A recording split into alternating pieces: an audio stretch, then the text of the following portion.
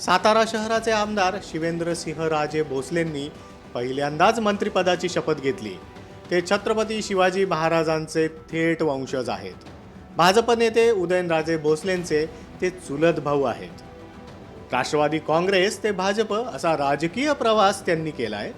2009 सालापासून सातारा शहर विधानसभेचे आमदार असा त्यांचा प्रवास आहे। त्याचबरोबर 2019च्या निवडणुकीपूर्वी त्यांनी भाजपत प्रवेश केला।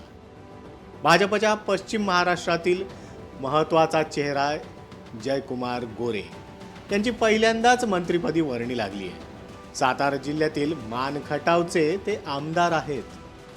भाजपचे दिवंगत नेते पांडुरंग फुंडकर यांचे पुत्र आणि बुलढाणा जिल्ह्यातील खामगाव विधानसभा मतदारसंघाचे 2014 सालापासून आमदार असलेले आकाश फुंडकरांनी पहिल्यांदाच मंत्रिपदाची शपथ घेतली आहे।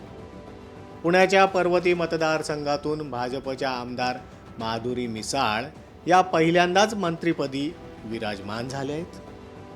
विदर्भातील भाजपचा महत्त्वाचा चेहरा अशी ओळख असलेले पंकज भोयर यांनी पहिल्यांदा मंत्रिपदाची शपथ घेतली आहे। परभणी जिल्ह्यातील जिंतूरच्या भाजपच्या आमदार मेघना बोर्डीकर यांनी वडील रामप्रसाद बोर्डीकरांचा राजकीय वारसा पुढे चालू ठेवलाय।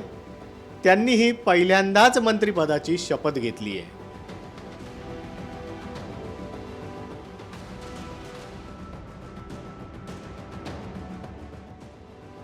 शिवसेना आमदार संजय शिरसाट यांनी शिवसेनेचे नगरसेवक ते आमदार असा प्रवास केलाय।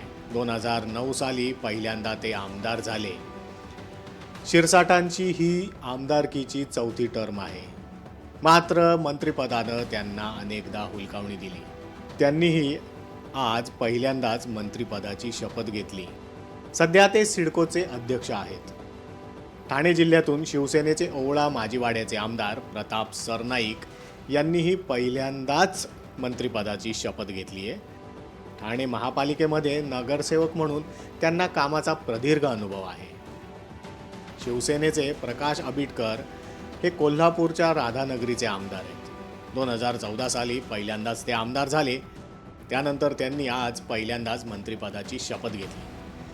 नागपूर जिल्ह्यातील रामटेकचे आमदार आशिष जयस्वाल यांनीही पहिल्यांदाच मंत्रिपदाची शपथ घेतली आहे। रत्नागिरी जिल्ह्यातील दापोली मतदारसंघाचे आमदार आणि रामदास कदमांचे पुत्र योगेश कदम यांचीही पहिल्यांदाच मंत्रिपदी वर्णी लागली आहे।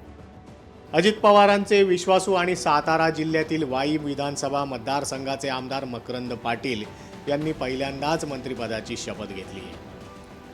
लातूर जिल्ह्यातील अजित पवारांचे विश्वासू आणि अहमदपूरचे विधानसभेचे आमदार बाबासाहेब पाटील यांची पहिल्यांदाच मंत्रिपदी वर्णी लागली आहे। माजी मुख्यमंत्री वसंतराव नाईक यांचे नातू यवतमाळ जिल्ह्यातील पुसाद विधानसभेचे आमदार इंद्रनील नाईक हेही पहिल्यांदाच मंत्री झाले आहेत। लोकशाही मराठी ऐका, पहा, जागरूक रहा।